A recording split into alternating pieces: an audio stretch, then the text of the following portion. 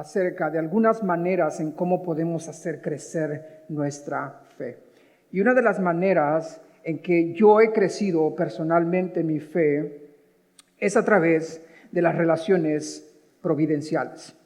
Y yo creo que cada uno de ustedes, los que hemos estado por lo menos 5, 4, 3 años, hemos experimentado esas relaciones providenciales. Y déjenme explicarles de qué se trata las relaciones providenciales. Las relaciones providenciales son aquellas personas o aquellas relaciones que vienen a tu vida en un momento importante, en un momento donde tienes una decisión que tomar en tu vida física, en tu vida sentimental, en cualquier etapa de tu vida. Esas relaciones vienen a tu vida y dices, si no hubiese llegado Beto o Abel en este momento, me hubiese vuelto loco. Si no hubiese llegado Jan en ese momento, mi vida sería diferente. Si no hubiese llegado Martín o Pati en mi vida fuera un desastre. Entonces, esas son las relaciones providenciales que llegan en un momento y cuando los ves dices, wow, ha crecido mi fe.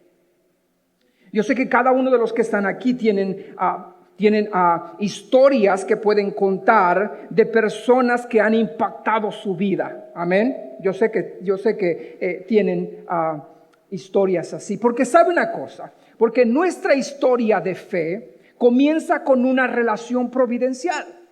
Mi historia de fe comienza con una genealogía de personas en mi vida que me ayudaron a los 14 años, a los 17 años, a los 20 años, a los 25 años, ya no les sigo la cuenta, ¿ok? A los 30 años y muchas personas son parte de mi historia de fe, porque nuestra historia de fe comienza con una relación providencial. Quiero mostrarte 2 historias en el Antiguo Testamento y en el Nuevo Testamento, cómo las relaciones providenciales cambian el entorno, la vida de las personas. Amén. Así que quiero mostrarte, y hay demasiadas historias en la Biblia. Está un Moisés con un Josué, está Boaz y Ruth, pero quiero mostrarte la historia de Elías y Eliseo en el Antiguo Testamento. Y en el Nuevo Testamento quiero mostrarte la historia de Jesús y sus discípulos. Jesús es una relación providencial donde Dios provee a Jesús el Mesías y encuentra 12 personas que cambian su vida por siempre. Ahora, vamos y hablemos de Elías y Eliseo. Todos conocen la historia de Elías y Eliseo. Si tú eres una persona que ha estado en la iglesia por 2, 3 años, 4 años, en algún momento usted ha escuchado la historia del profeta Elías, del profeta Eliseo. Pero quiero agarrar y tomar una parte nada más de cómo Elías viene y se encuentra por primera vez con Eliseo. Eliseo es una persona ordinaria. No tiene un llamado, no sabe a dónde ir, y lo único que está haciendo Eliseo es arando la tierra, porque él probablemente es un campesino que usa la tierra para trabajar y para alimentar su familia. Así que Eliseo está trabajando como muchos allá afuera están trabajando y no tienen idea que Dios tiene un llamado para ellos. Y aquí entra Elías, aquí entra usted y aquí entro yo. Nosotros somos Elías porque tenemos un mensaje de parte de Dios para ir con Eliseo y darle el manto que Dios tiene para ellos, el llamado que Dios tiene para ellos y traerlos a la iglesia para que tengan un encuentro con Dios. Amén. Así que vamos a tratar de identificarnos en la historia del profeta Elías y Eliseo, que es una persona ordinaria, pero que se convierte en una persona extraordinaria. Amén. Así es que vamos a la historia. Primera de Reyes. Cuando Elías salió de la cueva, ¿ok? Escucha esto. ¿Qué está haciendo Elías en una cueva? Es uno de los profetas más importantes en el Antiguo Testamento. Está en la cueva porque está en un momento depresivo en su vida, como muchos de nosotros hemos tenido, ¿ok? Elías acaba de matar a muchos falsos profetas y Jezabel está en busca de él, del profeta Elías, y Elías no sabe qué hacer. Entonces va y se esconde en una cueva. Cuando Elías salió de la cueva para dirigirse a Damasco, así es que está en la cueva, y Dios viene y le dice: Elías, salte de ahí, quiero que hagas algo por mí. A veces nosotros estamos en nuestra cueva, y la cueva puede representar también en nuestro trabajo, enfocado en nuestra visión, enfocado en nuestras tareas, enfocado en nuestras familias también. Digo, no tengo tiempo, voy a hacer esto, voy a estudiar, voy a alimentar a mis hijos, y no tengo nada en contra con alimentar a tus hijos, con estudiar. Yo estudié, saqué mi maestría, pero sigo sirviendo al Señor. Ninguna de esas cosas, ni tus hijos, ni tu escuela, ni tus estudios, ni tu padre, ni tu madre, debería ser una excusa para no servir al Señor. Ahí está Elías en su cueva. Ahí está. Y Dios tiene que llamar y dice estas cosas. En el camino se encontró con Eliseo, ¿ok? Eliseo, ya sabe qué va a estar haciendo. Hijo de Safat, que estaba arando el campo con 12 yuntas. Punto número 1. Eliseo es un trabajador, probablemente es un campesino que está arando el campo. Y recuerde, tiene 12 yuntas. No es común tener 12 yuntas en ese tiempo. Probablemente es un hacendado. Eliseo tiene mucho dinero, tiene mucha gente trabajando con él. Y dice, y él llevaba la última. Así que él está chambeando, él está trabajando. Quiero decirte algo, que Dios va a llamar a las personas que están haciendo algo. Dios va a llamar a las personas que tienen dones y talentos. Dios jamás va a llamar a alguien que nada más esté dormido todo el día en su casa. No. O que no está haciendo nada. Dios va a llamar a las personas más ocupadas para ponerlos a trabajar en el reino de Dios. Me agarró la onda, ¿verdad? Así que si usted está bien ocupado, prepárese, porque Dios le va a hablar esta hora. Así que está arando el campo. Cuando Elías pasó cerca de él, echó sobre él su manto. Ahora, lo que está diciendo aquí es que el profeta Elías tiene un llamado y que tiene un manto de profeta. ¿Okay? Un profeta es una persona que Dios habla con él y él tiene una palabra de parte de Dios y él lo comunica lo que Dios está tratando de decir. Ahora, él trae un manto y ese manto es profético. Así es que llega el profeta Elías y se lo avienta a Eliseo. Dice, aquí está el trabajo, aquí está el llamado, aquí está el micrófono, ponte a hablar. Aquí está la guitarra, ponte a tocar. No estoy tocando nada más estoy haciendo. Aquí están las bocinas, ponlo en ese lugar. Aquí está todo esto, hagan algo. Eso es lo que estamos haciendo aquí. Echó sobre él su manto, o sea, le dio una responsabilidad de algo que no es todavía. Eliseo no es profeta, pero se le fue dado una responsabilidad porque Dios sabe que puede con esa responsabilidad. Pero una cosa Dios sabe, que el profeta, que Eliseo, que no es profeta todavía, tiene la madera para ser profeta. ¿Sí me está agarrando la onda? Así es que le da la responsabilidad de profeta y Eliseo se queda, ¿what?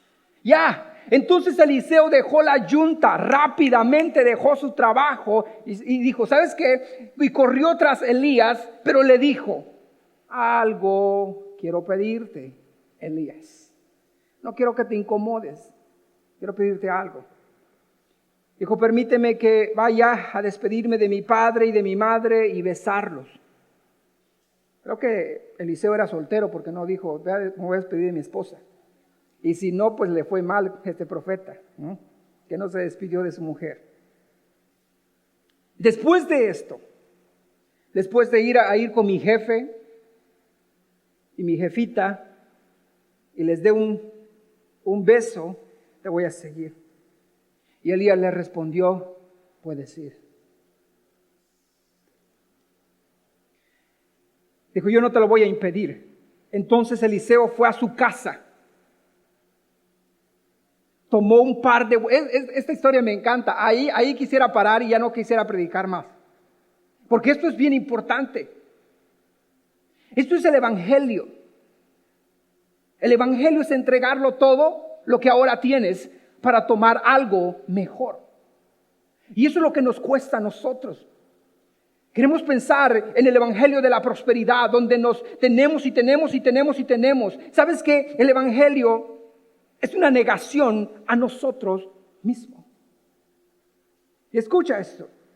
Acuérdate, Eliseo tiene billete, tiene muchos recursos, tiene 12 yuntas. Y si tiene 12 yuntas, tiene muchos bueyes. En el contexto de aquí, ¿ok? Eliseo fue a su casa, tomó un par de bueyes y los mató. Con la leña del arado coció la carne e invitó al pueblo al banquete. Escúchame, el arado representa su provisión. Porque si él no ara la tierra, este año no va a tener chile, tomates, tortillas, maíz, no va a haber nada. Pero ¿sabes una cosa?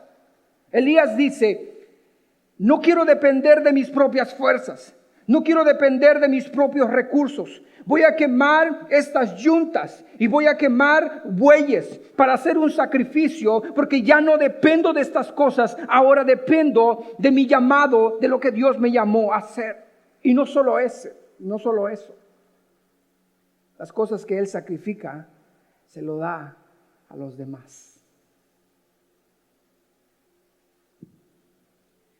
Después de que hace esta locura, el profeta Eliseo, después se levantó y se fue tras Elías y se dedicó a servirle.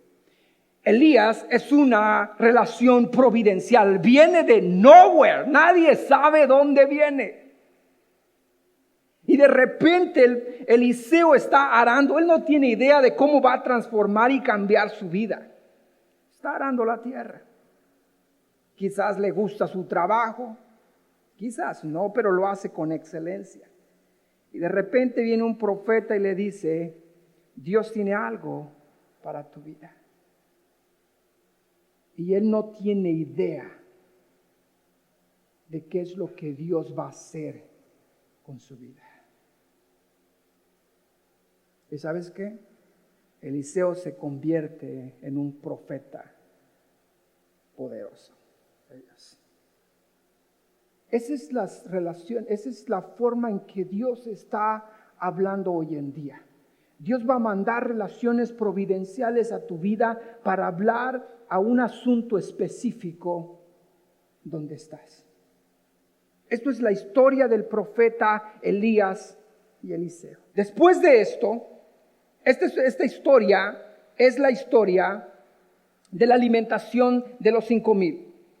Después de esto, el capítulo 5 al capítulo 6 se lanza. Jesús se dirigió al otro lado del lago de Galilea, el lago de Tiberias. Y una gran multitud lo seguía porque veían las señales que hacía en los enfermos.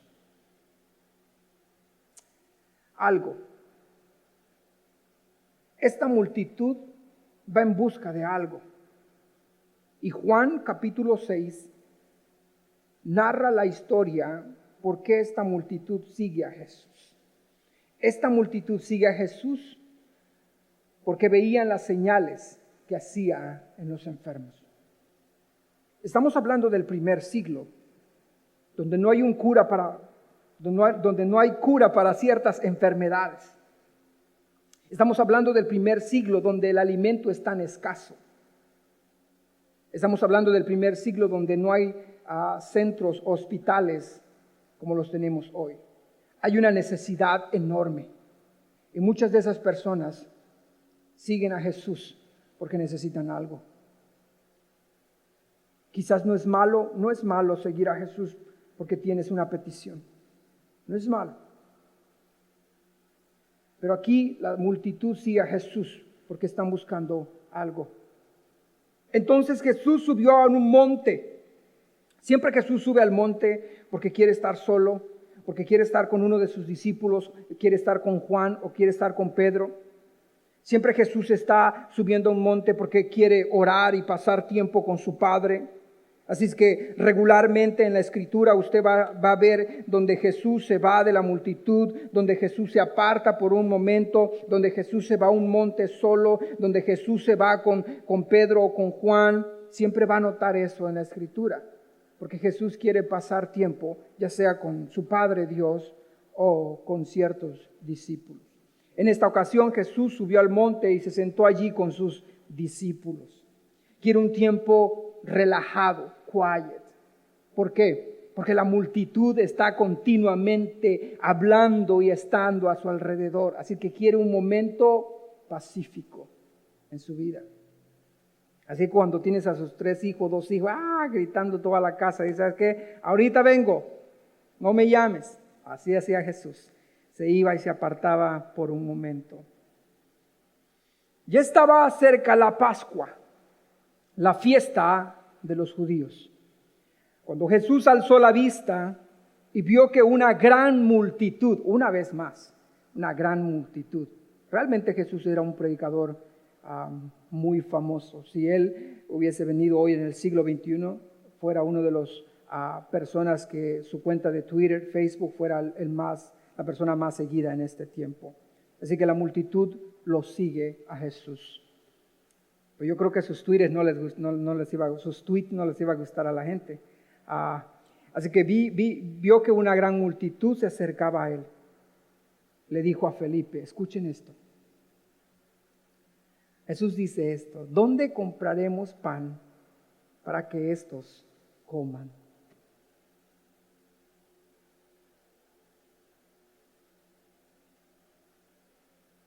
¿Dónde compraremos pan para que estos coman? Y dice la Biblia, pero decía esto para ponerlo a prueba, pues él sabía lo que estaba por hacer. Jesús tiene un sentido de humor a veces. Una de las cosas que tienes que saber, por cierto, es que Dios sabe lo que hace. Dios sabe lo que hace. Y escucha a Felipe. Felipe le respondió: ni 200 denarios de pan bastaría. Ahora, un denario equivalía a una jornada de trabajo. A una jornada, o sea, un día. Dice, ni 200 días de trabajo va a bastar para alimentar a todas estas personas de pan, para que cada uno de ellos recibieran un poco. Y quiero que lea la historia y se detenga en ciertas partes. Lo que Felipe está diciendo, ni 200 denarios bastan para darles un poco de pan. Felipe tiene un problema ahí. Él no ha visto lo que Dios puede hacer o lo que Dios está dispuesto a hacer cuando confiamos en Él. Ahora, Andrés, que era hermano de Simón Pedro, los pescadores, y uno de sus discípulos, le dijo: aquí está un niño, o sea, aquí está un chavito, que su mamá le mandó su lonche para que te siguiera. Yo no sé por qué toda esa multitud no trajo lonche y nada más un chavito trae un lonche ahí. Y todos le quieren robar el lonche a este niño. Es cuando le robamos a los chicken nuggets a los niños, ¿verdad? Cuando no se dan cuenta, le agarramos uno y lo comemos rápido. Así nos pasa en la historia. Aquí está un niño que tiene 5 panes de cebada y 2 pescados pequeños. Y esta es la pregunta más importante que quiero que ustedes agarren todo el sermón. Si no entendieron nada de lo que yo dije, quiero que se lleven esta pregunta. Aquí hay un chavito que tiene 5 panes. Estamos hablando de 5 panes y estamos hablando de mantener 5 Si tú le agregas el 1000, se acabó. Son 5 panes y 5,000.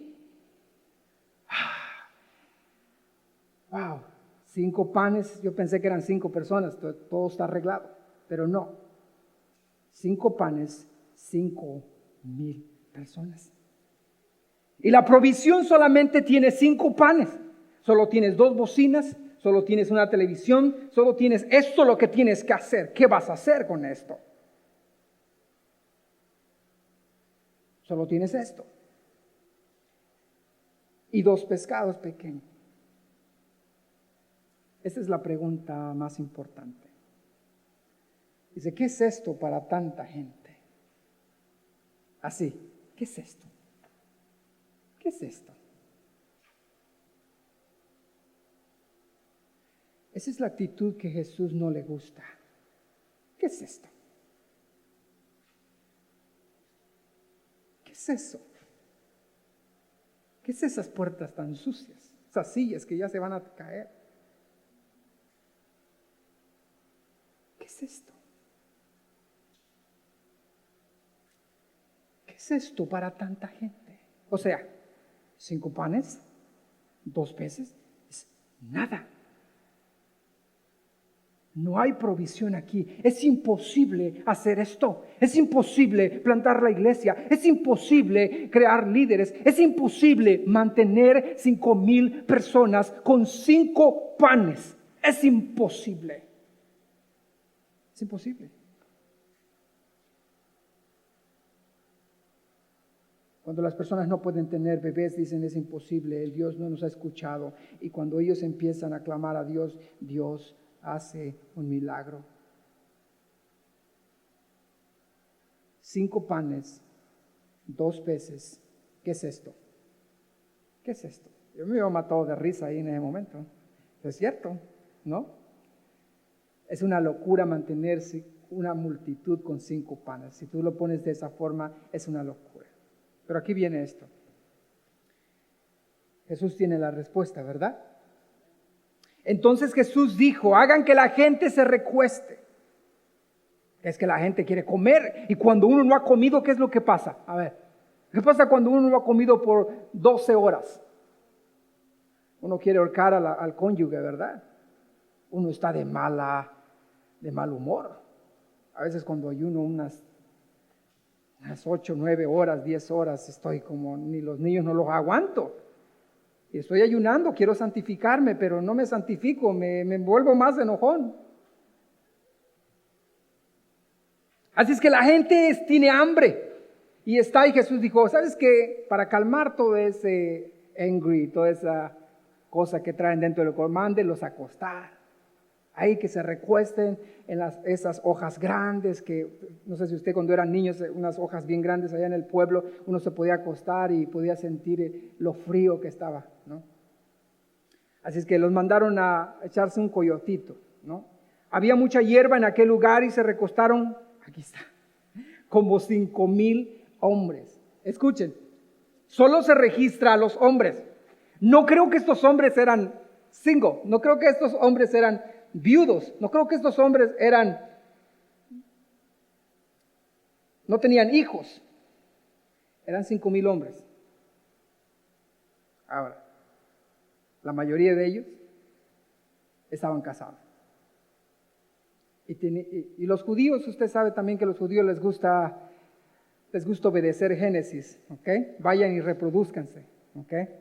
Así como los mexicanos, ese es el único verso bíblico que obedecen. Vayan y reproduzcanse y hagan bebés y llenen la tierra. Lo han llenado Estados Unidos como usted no tiene idea. Somos más de 50 millones en los Estados Unidos por obedecer Génesis. Así es que no son nada más 5,000 personas, hombres. Hay más que 5,000 personas. Entonces necesitamos aún más fe para hacer este milagro. Necesitamos fe. Y esta relación providencial que viene no sabemos todavía cómo Jesús llega a sus vidas, pero de alguna forma llegó y Jesús les está enseñando acerca de cómo hacer crecer su fe. Y Jesús lo va a hacer. Jesús tomó aquellos panes y luego de dar gracias, lo partió. Es por eso que nosotros cuando vamos a comer en la mesa oramos, ¿ok? Oramos y le damos gracias a Dios. Otra vez me preguntaron, pastor, pero debemos de orar para que Dios santifique la comida, pero a veces comemos puras cosas que no están bien para el cuerpo, pero de todas formas debemos orar. Realmente no sé. Así es que Jesús tomó aquellos panes y luego de dar gracias lo partió entre los discípulos. Y los discípulos entre los que estaban recostados. Ok, quiero que pongan mucha atención. Y ya casi terminamos. El verso anterior, uno de los discípulos dice, ¿qué es esto para tanta gente? Y aquí está el milagro. Aquí está donde nuestra fe se expande. Aquí es donde tú pasas de una persona ordinaria a una persona extraordinaria en la fe. Aquí es donde te sales de la mediocridad a vivir una vida en victoria. Quiero que lea conmigo una vez más. Jesús tomó los panes, aquellos panes, y luego de dar gracias, lo partió. Escucha, son 5 panes y 2 ¿qué? Peces. 5 panes. Jesús toma los 5 panes y lo parte. Y una vez que lo partió, se los dio ¿a quiénes? A los discípulos. Escucha esto. Jesús lo parte y se lo da a los discípulos y le dice, aquí está. Ahora yo siendo un discípulo le digo, ¿what? 5 panes, ¿en serio? ¿Are you kidding me? Aquí está el milagro, iglesia. Aquí está el milagro. El milagro no fue en la oración, porque no se ha producido ningún milagro todavía para alimentar a esa gran multitud de 10,000, 15,000 personas. Aquí está la fe. Aquí está el momento donde crecemos en fe. Dios te ha dado algo en tu vida. Te ha dado 5 panes. Y Dios te dice, quiero hacer un milagro en tu vida. Y tienes los 5 panes en tus manos. Y Dios te dice, repártelo. Haz algo con lo que yo te di. Y aquí es donde muchos vivimos una vida de fe mediocre. Una vida de fe donde no creemos que Jesús tiene el control en nuestras vidas. Porque nos hemos quedado con los 5 panes. Porque no creemos que Dios puede hacer un milagro con nosotros. El milagro no sucedió en la oración porque no se ha dado nada. El milagro sucedió cuando los discípulos tomaron el pan, aun cuando están en su incredulidad y no saben qué es lo que va a pasar next. ¿Sabes qué? Te confío que has hecho algo. Agarran los pan probablemente en una canasta y empiezan y hacen esto. Los partió entre los discípulos y los discípulos entre los que estaban recostados.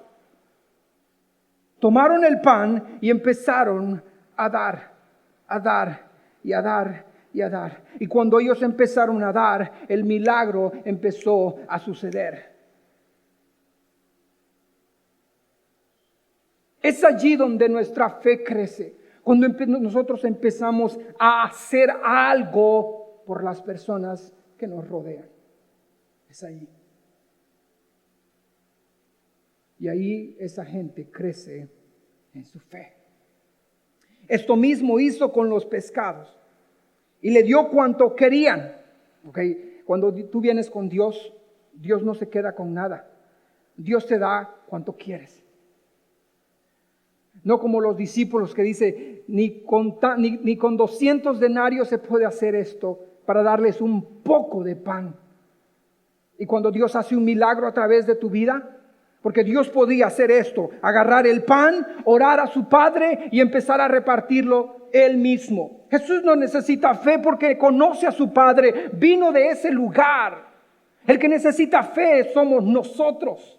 Y por eso Dios te da la canasta y los panes y dice, go, do something. Ahí están los panes en tu casa, ¿verdad? Ya hasta mojo tiene, o moho, como se diga.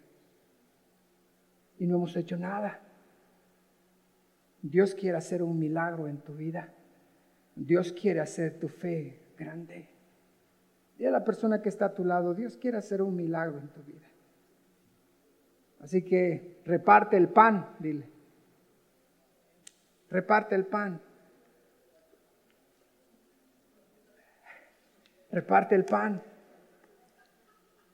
Invita un sandwichito después del servicio, ¿no? No te quedes con nada. Reparte el pan. Do something. Hey, Dios quiere usarlos a ustedes. Dios quiere usarnos a todos nosotros. Dios quiere que tengamos una fe grande, poderosa, sobrenatural. Y Dios te va a dar cuanto quieres. La gente, cuando quedaron saciados, una vez que tú experimentas el poder de Dios, tu vida es saciada. No necesitas nada más. No necesitas ir corriendo al pecado. No necesitas correr y abrazar al pecado, porque estás saciado del pan. Y Jesús dijo, yo soy el pan que descendió del cielo. No necesitas más, sino solo Jesús. Cuando quedaron saciados, le dijo a sus discípulos. Que no les dijo a las otras personas. Porque las otras personas no entienden el llamado que Dios tiene para cada uno de los que están aquí. Le dijo a sus discípulos. Recojan los pedazos que sobraron. Porque sabes una cosa, Dios jamás desperdicia nada. Nada. Jamás, Dios nunca va a desperdiciar nada. Tu vida en las manos de Dios no va a ser desperdiciada. Incluso cuando usted lee Jeremías, donde el barro es quebrado, ese mismo barro es usado para hacer algo nuevo, pero nunca es desechado. En las manos de Dios, tu vida no va a ser desperdiciada, para que no se pierda nada, nada. Entonces, ellos lo recogieron. Y con los pedazos que sobraron de los 5 panes de cebada a los que habían comido, escucha esto, llenaron 12 cestas. Es increíble esto. Es increíble este milagro. Son 5 panes que alimenta a más de 5,000 personas. ¿Y sabes qué? Sobra. Y no se desperdicia nada. ¿Sabes una cosa? Tu fe va a impactar a los demás. Que muchos van a querer conocer quién es Jesús. Pero la única manera de que nuestra fe crezca es repartir el pan. Ahora te digo algo, quiero decirte algo honestamente, ¿ok? Solo hazlo. Aún con tu duda, sigue caminando.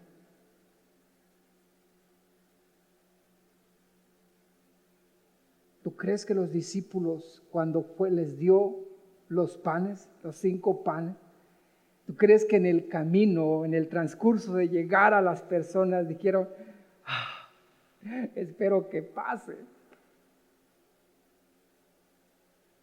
espero que suceda?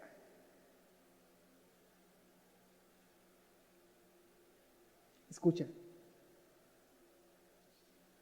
la oración ya está hecha.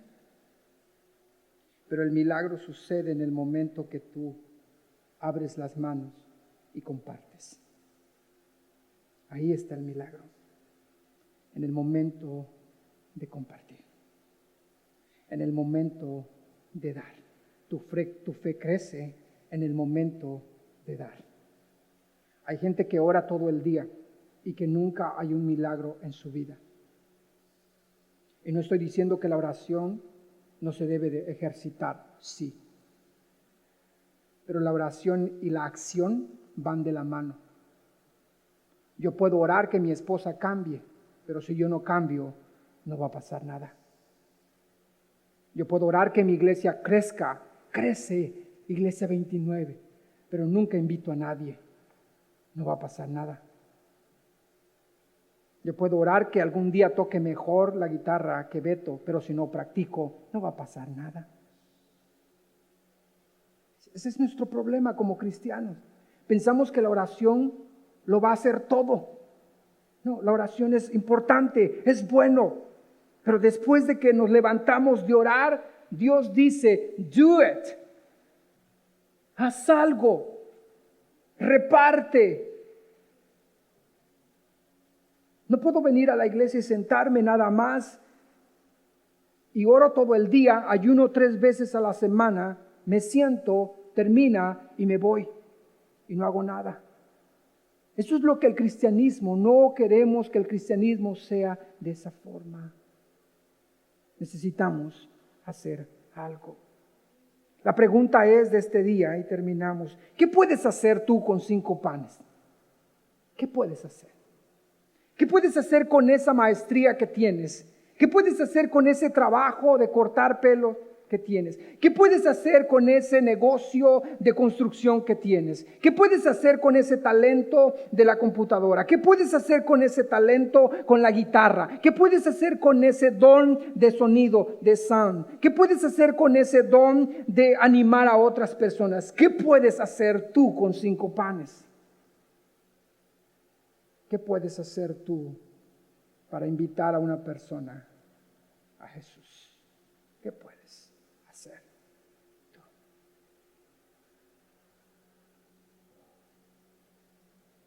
La fe empieza pequeña con 5 panes y se convierte en un milagro de 5,000 personas. ¿Sabes una cosa? En el reino de Dios es inverso. No tiene lógica. La fe empieza pequeña y se convierte en un milagro. Y te hago la última pregunta. ¿Estás dispuesto para ser esa persona providencial que está disponible para ser usado por Dios? ¿Estás dispuesto? ¿Estás dispuesto para ser esa persona providencial? Hay un Eliseo esperándote allá afuera y necesita un Elías. Hay un discípulo allá afuera que no sabe que será un discípulo de Jesús y que necesita el llamado que Jesús tiene para sus vidas. ¿Estás dispuesto para ser esa persona providencial que está disponible para ser usado por Dios? ¿Estás dispuesto? Porque al final Dios usa a las personas para construir nuestra fe y usa la historia de los demás para ayudarnos a crecer. Dios usa a las personas para construir nuestra fe. Dios va a enviarte muchas personas, pero Dios también quiere enviarte a esas personas para construir su fe. Terminamos. Vamos a orar antes que se vayan. Pero antes que se vayan,